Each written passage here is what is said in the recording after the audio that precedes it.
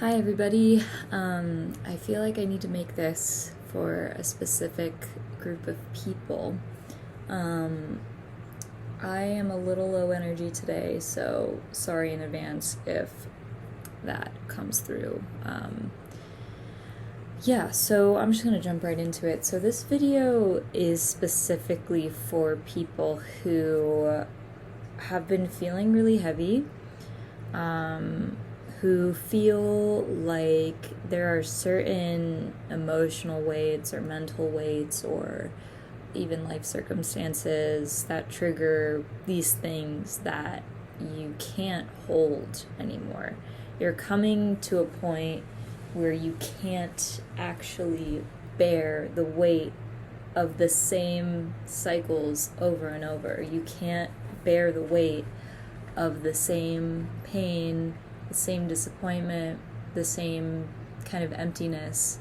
Some days you might wake up and feel a load of it. Some days you might feel normal. You might not feel so heavy off the bat, but it might be a thing that kind of, I don't know, something happens in your daily life and it just triggers this avalanche of, the past pain, and it's like the same wound, just you think it's healing and you're trying to heal it. You're trying to protect yourself. You're literally doing everything you can to, nurse the traumatized, hurt parts of you back to wholeness.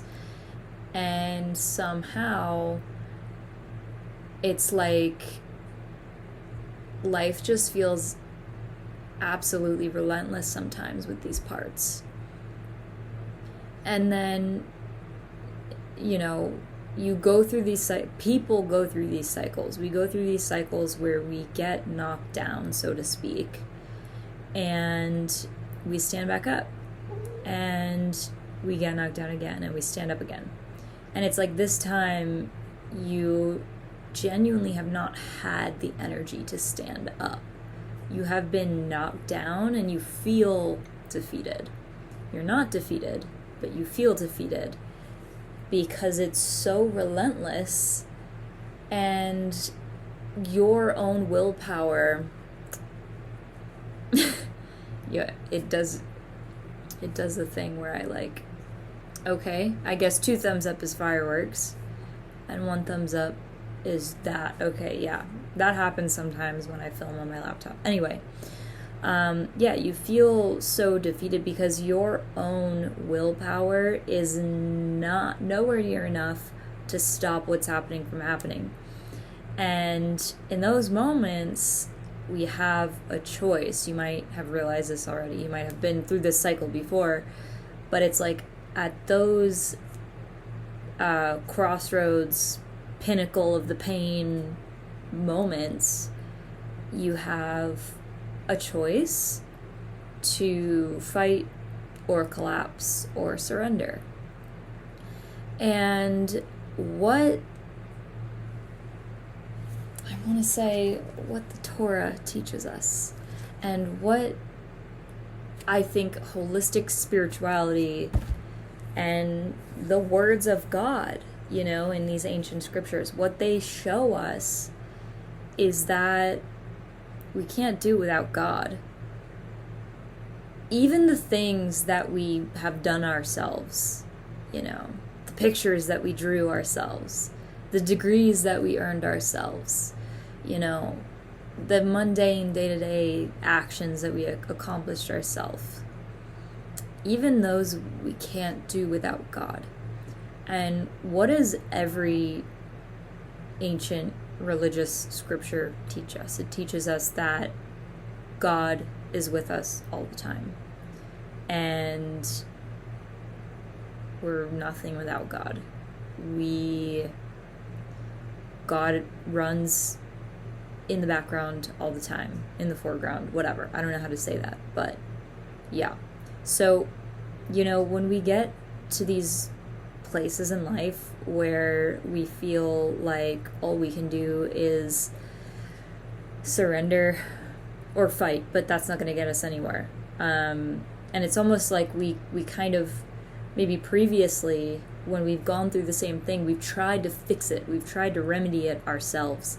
And while it is valid to take action from your willpower to support yourself, such as physical habits that are life supporting, sleep, eat, movement, and yeah,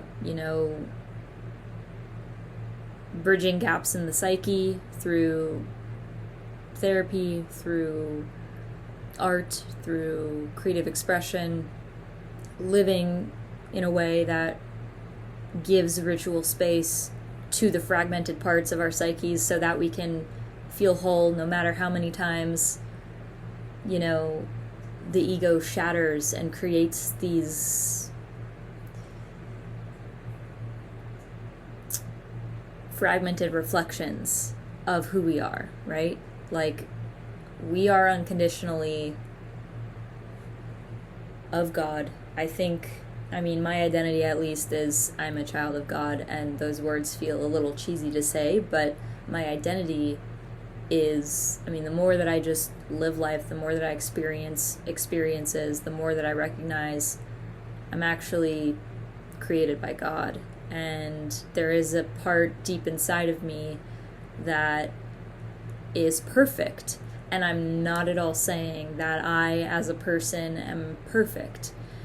But I am created in the image of perfection. There's a divine harmony behind my origin. And my origin is practically untraceable because it comes from God. And God is the center, the source of everything. And I was kind of getting on a tangent there. Lost my train of thought a little bit. But basically what I was saying is that I think, going through, I know going through soul hearkening experiences can, lead a lot of people to finding a deep sense of spirituality and to knowing God. Because when you have no power to change something, when you actually have no energy left, when you actually have no authority over what happens to you, there are some things just outside of your control. And, you do have authority over your soul, over your space. I don't want to get into talking in language with terms that I don't experientially identify or resonate with. I hear a lot of preacher type, guide type people talking about personal authority and sovereignty, and they make these videos and share and talk about how they command their space and they command their field and they command that, these energies or entities or psychic ailments or whatever that ail them, be banished. And in my experience, I have not had that experience. I have not had the experience of simply just saying something and being absolved of it, at least consistently. And I think underneath that verbal power, control, command, there's conviction. And that's what creates kind of a psychic energetic shield. When your understanding is rooted in the words of God, in the language of God, in the promises of God, then sure, it makes sense that, your authority is strong enough to banish the things that ail you psychically. However, I don't feel that level of mastery personally, at least not just like that in an instant. I think what I'm trying to say is that I struggle and I flail and I don't know what to do sometimes. And when I get to those moments, I talk to God and I say, show me what you want me to do. And throughout my life, I found different ways of, divining or communicating with God and receiving instructions or answers. And so recently I picked up a Torah and a Talmud, which the Talmud is essentially a more modernized take on the Torah, because a lot of passages in the Torah are extremely, I think, archaic is the word. And we don't do the same things that the Torah once upon a time told its people to do.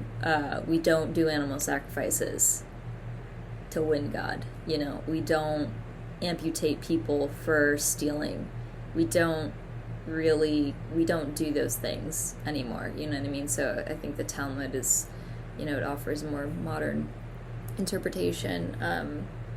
But anyway, the Torah, I think, is like lots of, metaphors, and it's poetic, if you can see it that way. So I've been out of somewhat of desperation, to be honest, searching, trying to supplicate my mind, my psyche with God's word. Because here's the thing, if the Torah contains words that God has spoken directly, then why wouldn't they be true? Why wouldn't they be substantial? Why wouldn't those carry me through a storm if I ever had one? So I think what's happening right now is I'm testing that. I'm experimenting. This is kind of a tender, vulnerable time, I guess. And I don't necessarily feel super qualified. What does it even mean to feel qualified? I'm qualified to explore. I'm qualified to experiment. That's that. And to share. I can share.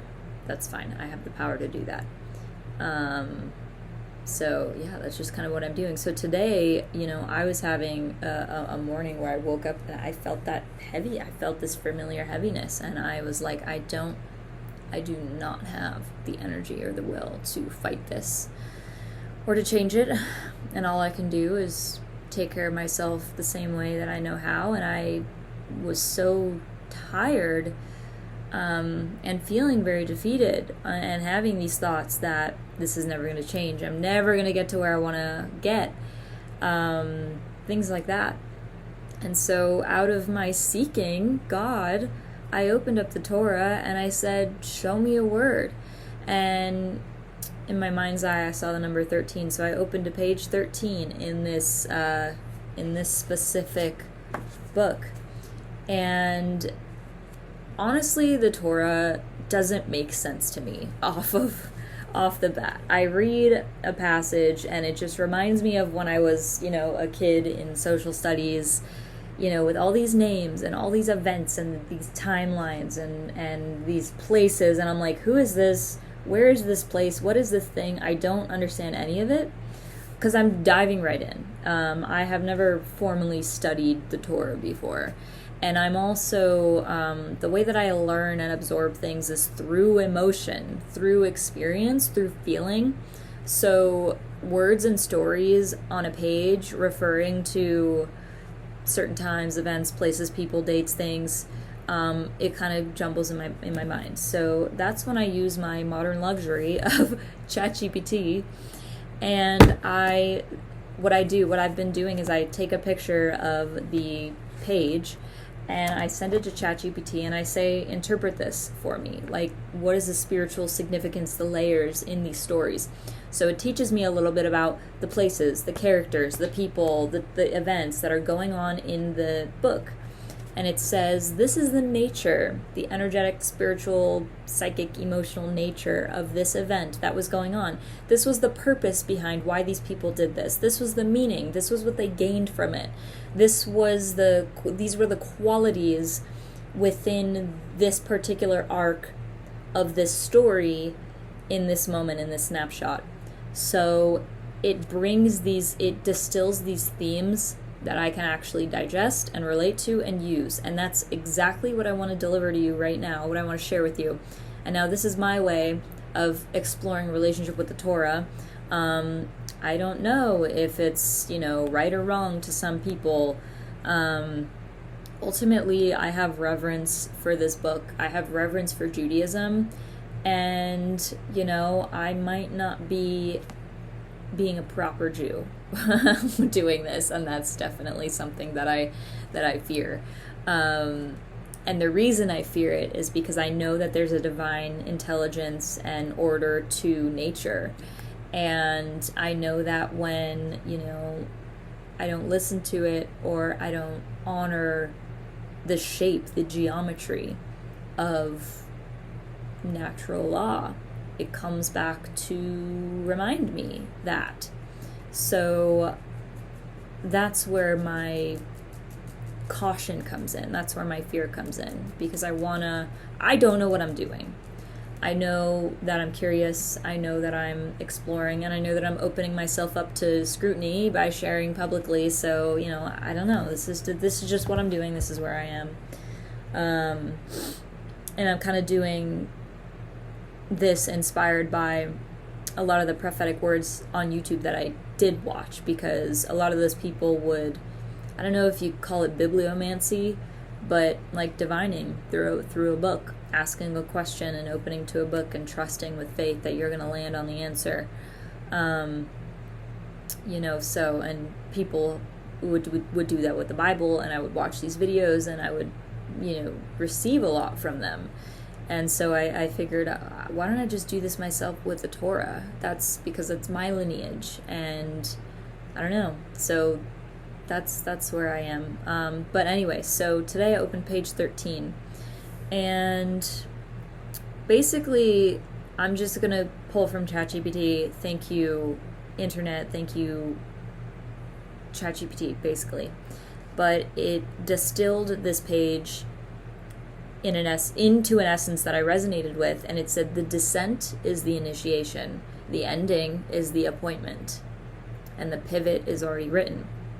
Because the 13th page in this book had to do with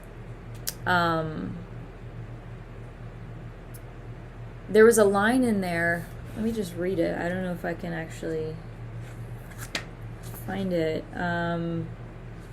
So this is actually referring to Adam's lineage and the men who birthed, well, women gave birth, but the lineage of men who came from Adam. And ChatGPT listed all the names in order, and each different name meant a different thing. And you know what? I'll just read it to you. So Adam means, according to ChatGPT, in Hebrew, it says in Hebrew these names often carry prophetic meanings. And again, this is just one angle. This is one take.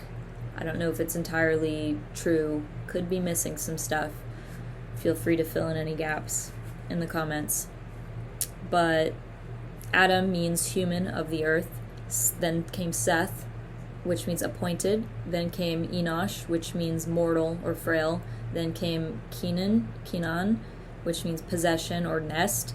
Then came Mahalalel, which means praise of God. Then came Jared, which means descent. And then Enoch, which means dedicated or initiated.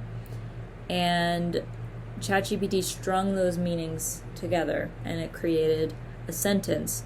The human appointed in mortal frailty will find his possession or dwelling in the praise of God, even in descent, and will be initiated into a deeper dedication. So I thought that it was kind of uncanny. I didn't even prompt. I think I said, yeah, I woke up depressed today and I pulled this page and, what's the spiritual meaning that you can interpret? So it strung together all of those names and created a sentence out of the meaning.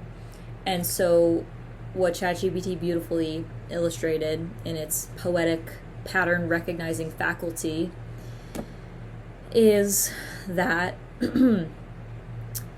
even in moments, so if your lineage and the stream of life and energy that you originate from is so much bigger than the present moment. It's so much bigger than your flesh. Your life, your incarnation is bigger than your flesh.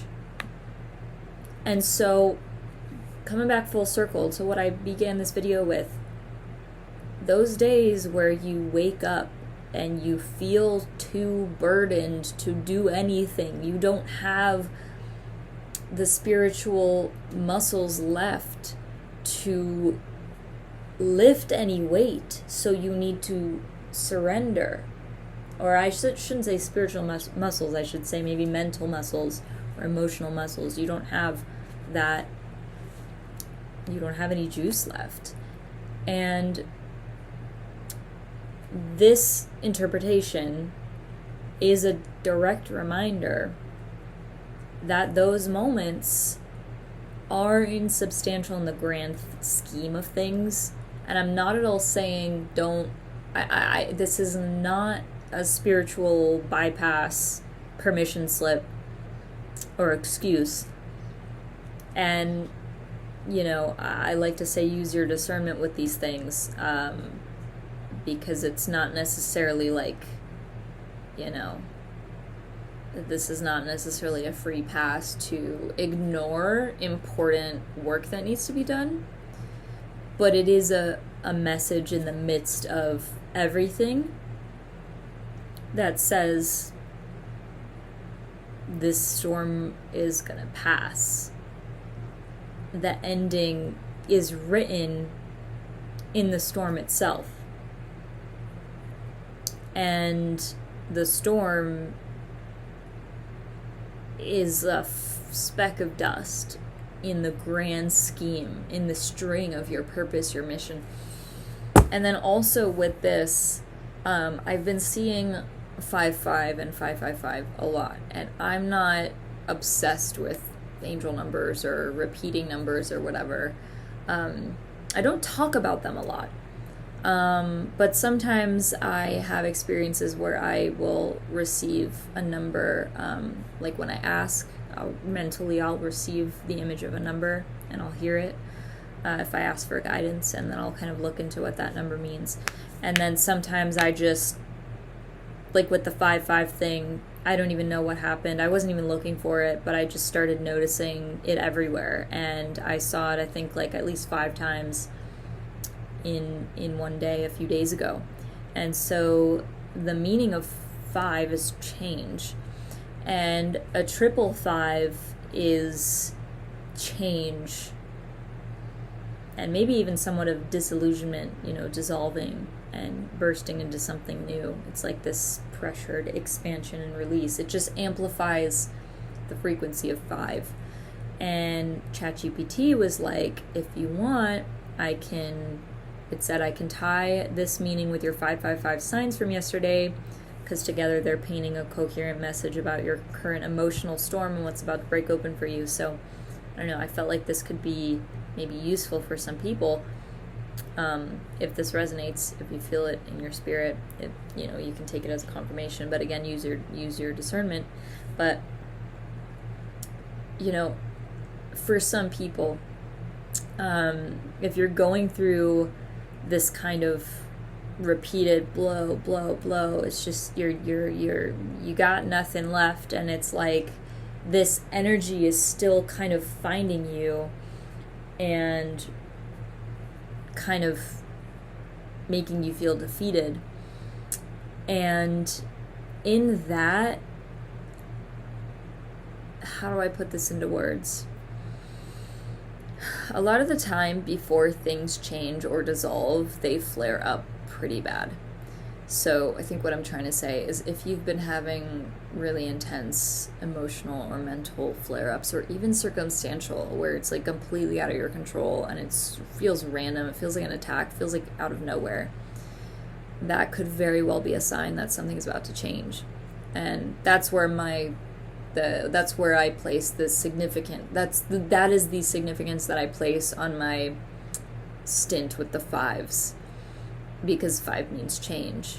And so, lately I've been experiencing what I would call conveniently, out of convenience, I would call spiritual attack, because there's no immediate basis for me to say this is why I'm feeling this way. It's not simple. It's not straightforward. It's not direct. It makes no sense.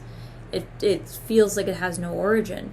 And these are things that I have literally worked through so many times. But a lot of people, talk about how healing isn't linear. And I feel a little bit allergic to that phrase, because it's like, when people refer to how healing is not linear, it's like, in that sentence, it's like, there's this idea of healing. What are we healing? What is, like, not healed? And if it's not linear, then what is it? Where does that leave me? Am I just absolving to accepting that I should give up on healing because it's not linear? Should I stop trying consistent? Should I stop being consistent with my healing because it's not leading me to the end of a straight line?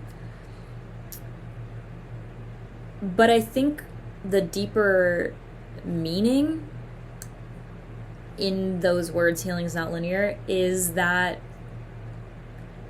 in the realm of the spirit, yes, the realm of the spirit isn't linear. And so that's why when you are, I want to say, reconciling with a trauma, I don't know if there's anything I don't like. Healing is just not the right word. I think actually healing means to be made whole, so maybe it is the right word. But what I mean to say is that even in life situations where we experience fragmentation, a divide between the soul and the psyche, right? We forget who we are in a capacity. Our energy dims. Our light dims. We stop feeling joy as much or in the same capacities. Like, all of those things are symptoms of fragmentation, which is when the psyche creates a mechanism to protect itself from pain, but between that shield and your concept of self and your felt understanding of who you are is your soul. That's a whole separate tangent. I realize I'm going on a million different tangents together, but I hope that these pieces are at least bringing some kind of cohesion or clarity for you who's watching, who needs to hear this.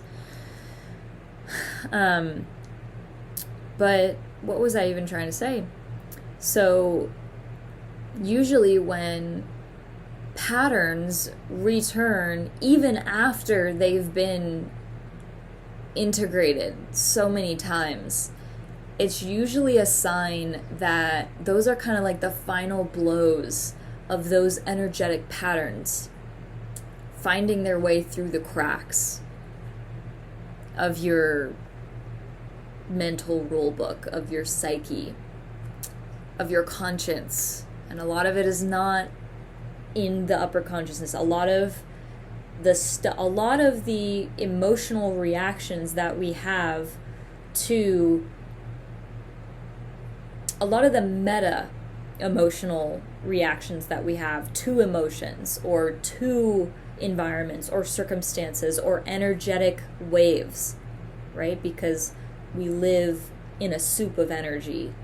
There's always energy moving everywhere all the time, and sometimes we are impacted by it, and the most basic example is when the sun goes down, our psychology changes. We orient towards more hidden, deeper, subconscious things. But when the sun is out, we're more solar, we're more action oriented, just in general, right? This is just an example of how energies influence our lived experience. So the energies that you can't explain, the mood shifts that seem to be based out of nowhere. And this is not, I'm not getting into mental illness territory, and I'm going to be honest, I don't believe in the stigmas of mental illness. I think mental illness is a response, a natural, biological, human, spiritual, emotional response to a condition that's imbalanced. And this is my experience, having lived through depression, anxiety, etc., and having lived extremely close to other mental illnesses in my family, in places that I've lived physically, in institutions. This is my perspective from the inside out, and I don't mean to invalidate, if people use mental illness labels for their benefit. I think power to you for that. I think that there's a deeper revelation that, at least for me, wants to just break out of the mold of mental illness. But oh my goodness, the tangents are off the charts today. But yeah, I'm gonna try to wrap up what I was saying and then probably post this. But again, when your psyche or your spirit or your emotions are flaring up in ways that you have already visited, you have already integrated, you've already been intimate with, you've already built a transparent relationship with the things that are coming in again, the energies that are coming back into your field. They can come again, and it's like, oh, okay, here you are. And it's usually a sign that they're about to leave. Especially, how do I put this into words? This is super layered. This is super, super layered. And then there's 5:5 on my phone. It's 1:55. As I notice the time. Well, let me gather my thoughts.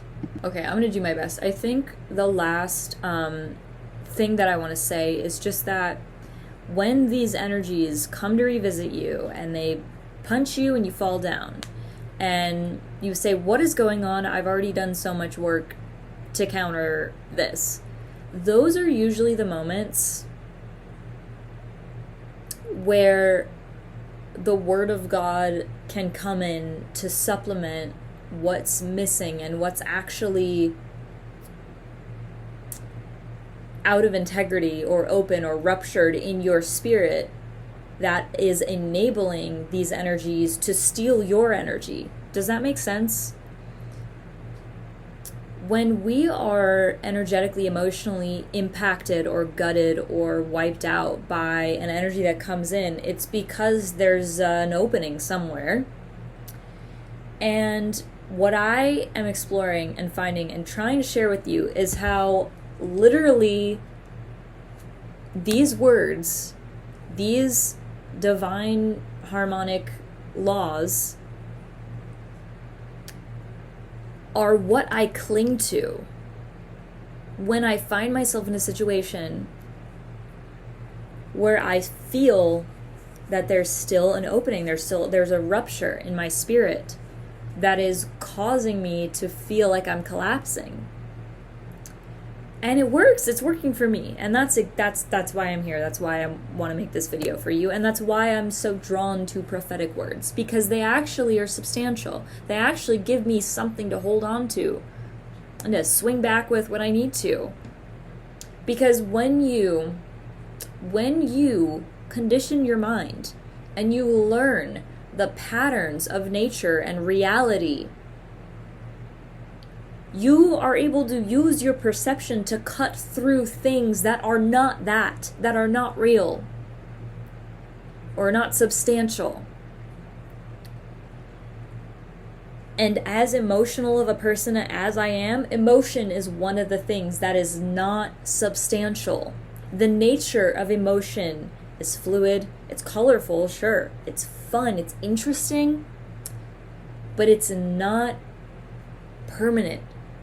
It's not true. It's not the truth. And let me be discerning, okay? Because those words go against things that I experience in a way. But let me tell you what I mean. Let me clean this up. Emotion can be a conduit to communicate truths, but the emotion itself is not the truth. Does that make sense? Lungs expand and contract to bring in oxygen and exhale CO2 and maybe a little bit of oxygen. I don't know. Does any oxygen escape when we exhale? I don't actually know that. But the air molecules that filter through, in and out, we are not the air. I am not air. In a sense, I guess I am.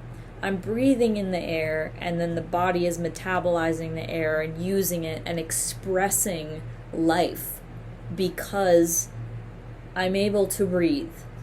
But if I couldn't breathe, I wouldn't be standing. I think sometimes I get ahead of myself with these analogies, but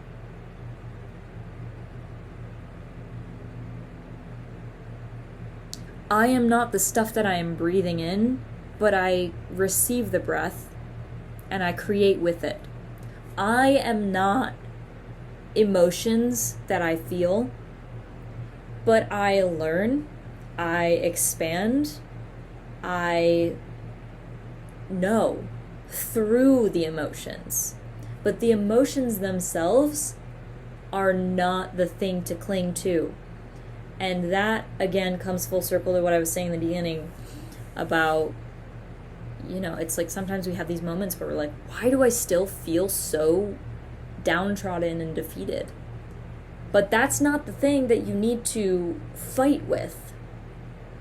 The thing that you need to fight with, honestly, is the Word of God. It is the harmonic truth of the nature of the universe, of creation. When you understand the laws, when you understand what governs all of this phenomenon, you have leverage. You have a window through the storm. You have your control. You have your power back. And you can't control the storm, but you can build a temple. You can build a structure so sound that it allows you to see outside while you're protected inside from the storm. Does this make sense? So, oh my God, I wasn't expecting this to be so weird and awkward for me to try to communicate. I went on so many tangents. There were so many layers to this, but I really hope that it, gave you something. And with that, I'm gonna end this video. Leave a comment and let me know how this resonated. I don't expect the whole thing to resonate with everyone. But this was kind of also me kind of piecing things together out loud as I went on. So I'm curious if that, me kind of, processing out loud helps anybody else to get a clearer image of what was going on. So anyway, thank you for watching this, and I will see you in the next one. If you want to work with me personally, I do offer readings, tarot readings, psychic readings, and again, use your discernment with everything. The info for that's in the description, and I'm gonna leave it there. Okay, bye.